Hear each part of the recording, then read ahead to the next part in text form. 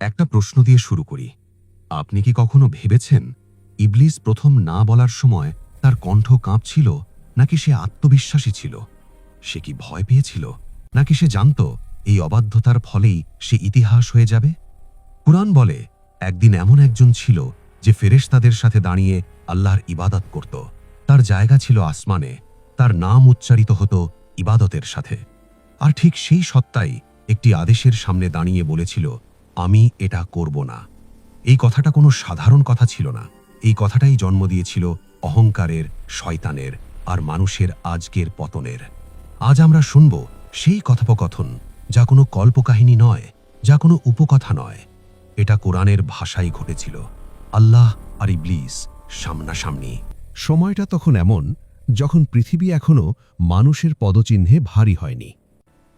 আল্লাহ সৃষ্টি করলেন আদম আলাহিসাল্লামকে মাটি দিয়ে, আকৃতি দিয়ে, তারপর তার ভেতর ফুঁকে দিলেন রূহ। কোরআন বলে, আমি যখন তাকে সুঠাম করে গড়ে নেব এবং তার মধ্যে আমার পক্ষ থেকে রূহ ফুঁকে দেব, তখন তোমরা সবাই তাকে সিজদা করো। সূরা হিজর ২৯। এই ঘোষণা শুধু ফেরেশতাদের জন্য ছিল না, এই ঘোষণার আওতায় ছিল আরেক সত্তা, ইবলিস। হ্যাঁ, সে ফেরেশতা ছিল না, কিন্তু সে তাদের সাথে থাকত। কোরআন পরিষ্কার করে বলেছে, ইবলিস ছিল জিনদের একজন। সূরা কাহাফ ৫০। কিন্তু তার ইবাদত, তার জ্ঞান, তার অবস্থান তাকে এনে দিয়েছিল ফেরেশতাদের কাতারে। সেই মুহূর্তে আসমান থমতে গিয়েছিল। আল্লাহ আদেশ দিলেন, সিজদা করো।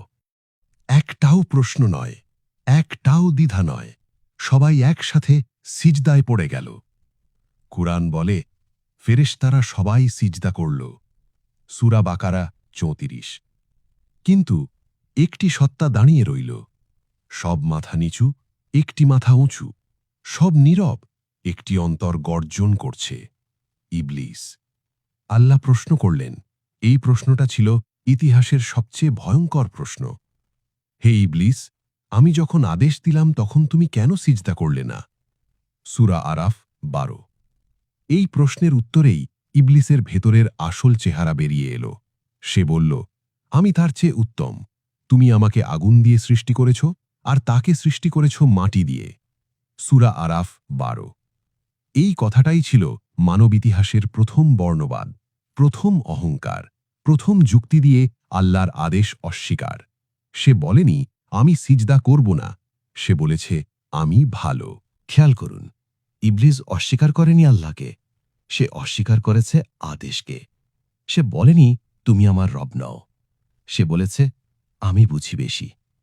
আজও শয়তান মানুষকে ঠিক এভাবেই ধ্বংস করে। সে বলে না, নামাজ পড়ো না। সে বলে, মন পরিষ্কার থাকলেই হয়। আল্লাহ তখন বললেন, তুমি এখান থেকে নেমে যাও। এখানে অহংকার করার অধিকার তোমার নেই। তুমি অপমানিতদের একজন। এই কথার সাথে সাথে ইবলিসের আসমান ভেঙে পড়ল। কিন্তু গল্প এখানেই শেষ নয়। এখান থেকেই শুরু হয় সবচেয়ে ভয়ঙ্কর কথোপকথন। আল্লাহর সেই ঘোষণার পর আসমানের পরিবেশ আর আগের মতো ছিল না। যে সত্তা কিছুক্ষণ আগেও ফেরেশতাদের কাতারে দাঁড়িয়েছিল, এখন সে দাঁড়িয়ে আছে অপমান, ক্রোধ আর প্রতিশোধের আগুন নিয়ে। কিন্তু আশ্চর্যের বিষয়, ইবলিস তখনও আল্লাহর সাথে কথা বলছে। সে পালিয়ে যায়নি, সে চুপ করে যায়নি, সে যুক্তি খুঁজছে। ইবলিস বলল, হে আমার রব, যেদিন তারা পুনরুত্থিত হবে সেদিন পর্যন্ত আমাকে অবকাশ দাও। সূরা আরাফ ১৪। খেয়াল করুন, সে জানে কিয়ামত হবে, সে জানে বিচার হবে, কিন্তু সে তাও সময় চাইছে। আল্লাহ উত্তর দিলেন, তুমি অবকাশ প্রাপ্তদের একজন। সূরা আরাফ ১৫। এখানে অনেক মানুষ প্রশ্ন করে, আল্লাহ কেন ইবলিসকে সময় দিলেন? কারণ পরীক্ষা ছাড়া ঈমানের কোনো মূল্য নেই। যদি শয়তান না থাকত, তাহলে মানুষ আর ফেরেশতার মধ্যে পার্থক্য থাকত না। সময় পাবার পর ইবলিস আর লুকিয়ে রাখেনি তার উদ্দেশ্য। সে সরাসরি বলল, তুমি আমাকে যে পথভ্রষ্ট করেছ, আমি অবশ্যই তোমার সরল পথে তাদের জন্যে ওঁত পেতে বসে থাকব। সূরা আরাফ ১৬। তারপর সে একে একে তার কৌশল ঘোষণা করল। আমি তাদের সামনে থেকে আসব, পেছন থেকে আসব, ডান দিক থেকে আসব, বাম দিক থেকে আসব, আর তুমি তাদের অধিকাংশকে কৃতজ্ঞ পাবে না। সূরা আরাফ 17। এই আয়াতটা ভয়ঙ্কর কেন জানেন? কারণ ইবলিস কখনো ওপরে থেকে আসে না। সে মানুষকে সরাসরি বলে না কুফুরি করো, সে আসে 4 দিক থেকে। ইবলিসের ঘোষণার জবাবে আল্লাহ বললেন, তুমি বের হয়ে যাও এখান থেকে, তুমি লাঞ্ছিত, বিতাড়িত। তাদের মধ্যে যারা তোমার অনুসরণ করবে, আমি অবশ্যই জাহান্নাম দিয়ে তোমাদের সবাইকে পূর্ণ করব। সূরা আরাফ আয়াত 18। কিন্তু এখানেই থামেননি আল্লাহ। তিনি মানুষের জন্য একটা আশ্বাসও দিয়ে দিলেন। আল্লাহ বলেন, নিশ্চয়ই আমার বান্দাদের ওপর তোমার কোনো ক্ষমতা নেই। সূরা হিজার আয়াত 42। এই আয়াতটা আশা। যত বড়ই শয়তান হোক, সে আল্লাহর বান্দাকে জোর করতে পারে না, সে শুধু ডাক দেয়। এই যুদ্ধের প্রথম শিকার ছিলেন আদম আলাইহিসসালাম আর হাওয়া আলাইহিসসালাম।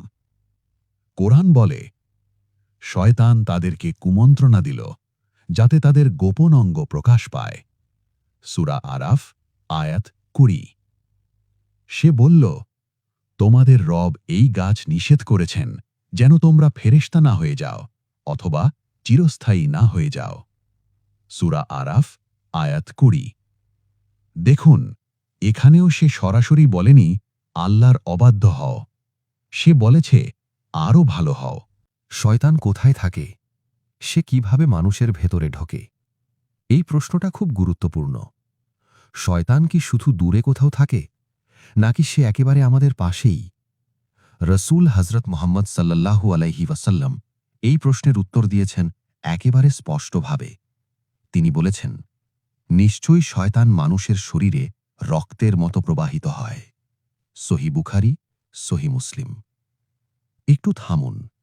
এই হাদিসটা শুধু ভয়ঙ্কর নয়, এটা বাস্তবতার আয়না। শয়তান দরজায় দাঁড়িয়ে ডাক দেয় না, সে রক্তের মতো ঢুকে পড়ে। শয়তান মানুষের শরীরে ঢোকে না দরজা দিয়ে, সে ঢোকে চিন্তা দিয়ে।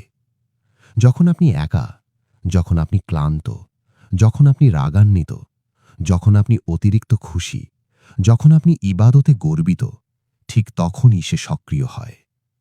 অনেকে ভাবে, আমি তো নামাজ পড়ছি, শয়তান কেন আসবে? রসূল হযরত মুহাম্মদ সাল্লাল্লাহু আলাইহি ওয়াসাল্লাম বলেছেন, নামাজের সময় শয়তান মানুষকে বলে অমুক কথা মনে করো, তমুক কথা মনে করো, এমনকি সে ভুলিয়ে দেয় মানুষ কত রাকাত পড়েছে। সহিহ বুখারী, সহিহ মুসলিম। কারণ কি? কারণ নামাজই একমাত্র জিনিস যেটা শয়তানকে সবচেয়ে বেশি পোড়ায়। এটা খুব গুরুত্বপূর্ণ অংশ। শয়তান সব মানুষকে সমানভাবে আক্রমণ করে না।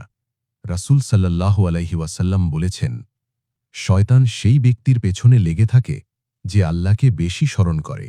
মুসনাদ আহমদ। অর্থগত, কারণ গাফেল মানুষকে পথভ্রষ্ট করতে কষ্ট নেই, কিন্তু সচেতন মানুষকে নামাতে পারলে বড় জয়। এখানে শয়তান সবচেয়ে সফল। সে বলে, তুমি তো 5 ওয়াক্ত পড়ো, ওরা তো পড়ে না, তুমি ভালো।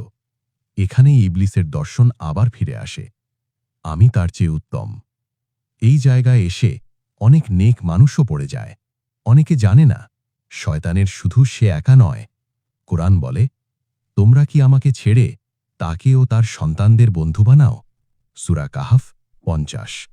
হ্যাঁ, শয়তানের সন্তান আছে, তার বাহিনী আছে। হাদিসে এসেছে, কেউ বাজারে ফিতনা ছড়ায়, কেউ স্বামী স্ত্রীর মাঝে ঝগড়া লাগায়, কেউ মিথ্যা সুন্দর করে তোলে। রাসূল সাল্লাল্লাহু আলাইহি ওয়াসাল্লাম বলেছেন, শয়তান তার বাহিনী পাঠায়, আর যে সবচেয়ে বড় ফিতনা করে সে তার কাছে সবচেয়ে প্রিয়। সহিহ মুসলিম। রসূল হযরত মুহাম্মদ সাল্লাল্লাহু আলাইহি ওয়াসাল্লাম বলেছেন, যে ব্যক্তি ঘরে ঢোকার সময় আল্লাহর নাম নেয় না, শয়তান বলে, আজ তোমাদের থাকার জায়গা পাওয়া গেল। আর খাবার সময় বিসমিল্লাহ না পড়লে আজ খাবারও পাওয়া গেল। ভাবুন, আপনি ঘরে ঢুকলেন আর শয়তান বলছে, চেক ইন কনফার্মড। এটাই সবচেয়ে গুরুত্বপূর্ণ অংশ। আল্লাহ আগেই বলে দিয়েছেন, নিশ্চয়ই শয়তানের চক্রান্ত দুর্বল। সূরা নিসা ৭৬। সে বাধ্য করতে পারে না, সে শুধু প্রস্তাব দেয়। চূড়ান্ত সিদ্ধান্ত সব সময় মানুষের। একটা ভয়ঙ্কর কিন্তু আশার হাদিস। রসূল হজরত মুহাম্মদ সাল্লাল্লাহু আলাইহি ওয়াসাল্লাম বলেছেন, যখন মানুষ সিজদা করে, শয়তান কাঁদে এবং বলে, আফসোস, তাকে সিজদার আদেশ দেওয়া হয়েছিল, সে সিজদা করেছে, তার জন্য জান্নাত। আর আমাকে আদেশ দেওয়া হয়েছিল, আমি অস্বীকার করেছি, আমার জন্য জাহান্নাম। সহিহ মুসলিম। এই কান্না ইবলিসের সবচেয়ে বড় পরাজয়। কিয়ামতের দিন ইবলিসের শেষ ভাষণ আর মানুষের নিঃসঙ্গতা। এই দৃশ্যটা কল্পনা নয়, এটা কোনো উপকথা না, এটা কোরআনের ভাষায় বলা ভবিষ্যৎ সত্য। সেদিন আর দুনিয়ার মতো ভিড় থাকবে না। মা সন্তানকে চিনবে না, বন্ধু বন্ধুকে ডাকবে না, নেতা অনুসারীর দিকে তাকাবে না। আর সেই ভয়াবহ দিনের এক পর্যায়ে একটি কণ্ঠ শোনা যাবে। এই কণ্ঠ আল্লাহর নয়, এই কণ্ঠ ফেরেশতারও নয়, এই কণ্ঠ ইবলিসের। জাহান্নামের কিনারায় দাঁড়িয়ে ইবলিস যা বলবে, কোরআন সরাসরি সেই ভাষণ উদ্ধৃত করেছে। আর যখন সব বিষয়ের ফয়সালা হয়ে যাবে, তখন শয়তান বলবে, নিশ্চয়ই আল্লাহ তোমাদের সত্য প্রতিশ্রুতি দিয়েছিলেন, আর আমি তোমাদের প্রতিশ্রুতি দিয়েছিলাম, কিন্তু আমি তোমাদের সাথে প্রতারণা করেছি। সূরা ইব্রাহিম ২২। এই আয়াতটা ভয়ঙ্কর কেন? কারণ এখানে শয়তান আর মিথ্যা বলছে না, সে সত্য বলছে, খুব নির্মম সত্য। ইবলিস তখন বলবে, আমার তো তোমাদের উপর কোনো ক্ষমতা ছিল না, আমি শুধু তোমাদের ডেকেছিলাম আর তোমরা আমার ডাকে সাড়া দিয়েছিলে। সূরা ইব্রাহিম ২২। এই কথাটা সেদিন মানুষের বুক ফাটাবে, কারণ সেদিন আর কাউকে দোষ দেওয়ার সুযোগ থাকবে না, না সমাজকে, না পরিবারকে, না শয়তানকে। ইবলিস বলবে, আজ তোমরা আমাকে দোষ দিও না, নিজেদেরকেই দোষ দাও। সূরা ইব্রাহিম ২২। ভাবুন, যে সত্তা আপনাকে সারা জীবন মিথ্যা আশা দেখিয়েছে, সেই সত্তাই সেদিন বলবে, আমি দায়ী নই। অনেকে মনে করে ইবলিস বুথি শেষমেশ বাঁচবে। না, কুরআন পরিষ্কার, নিশ্চয়ই জাহান্নাম হবে তাদের সবার প্রতিশ্রুত স্থান। সূরা হিজর ৪৩। ইবলিস জান্নাত পাবে না, তার কান্না কোনো কাজে আসবে না। সে জানে তার শেষ ঠিক কোথায়। এই প্রশ্নটা গভীর, কারণ সে জানে সে হারবে, তবু সে চায় সে একা না যাক। এটাই শয়তানের সবচেয়ে ভয়ঙ্কর মানসিকতা। এই পুরো কথোপকথন থেকে আল্লাহ আমাদের কি শিখালেন? অহংকার ইবাদত ধ্বংস করে। যুক্তি দিয়ে আল্লাহর আদেশ অস্বীকার করা শয়তানি। শয়তান শক্তিশালী না, চালাক। সে শুধু ডাকে, চলাই আমরা। তওবার দরজা শেষ নিঃশ্বাস পর্যন্ত খোলা। এখন একটা প্রশ্ন, আপনি কি কখনো ভেবেছেন আপনার জীবনের কোন নাটা ইবলিসের সেই প্রথম নায়ের মতো? কোন আদেশটা আপনি জানেন কিন্তু মানছেন না? কোন গুনাহটা আপনি যুক্তি দিয়ে হালকা করছেন? কারণ ইবলিসও জানত আল্লাহ সত্য, কিন্তু সে মাথা ঝুঁকায়নি। আল্লাহ বলেন, হে আমার বান্দারা, যারা নিজেদের উপর জুলুম করেছ, আল্লাহর রহমত থেকে নিরাশ হইও না। সূরা জুমার ৫৩। ইবলিসের সাথে আপনার পার্থক্য এখানেই, সে তওবা করেনি, আপনি এখনও পারেন। ইবলিস আল্লাহকে চিনেও সিজদা করেনি, আর আপনি আল্লাহকে চিনে আজ কি সিদ্ধান্ত নিচ্ছেন? এই ছিল আল্লাহর সাথে ইবলিসের কথোপকথন। দেখা হবে আগামী ভিডিওতে, ইনশাআল্লাহ।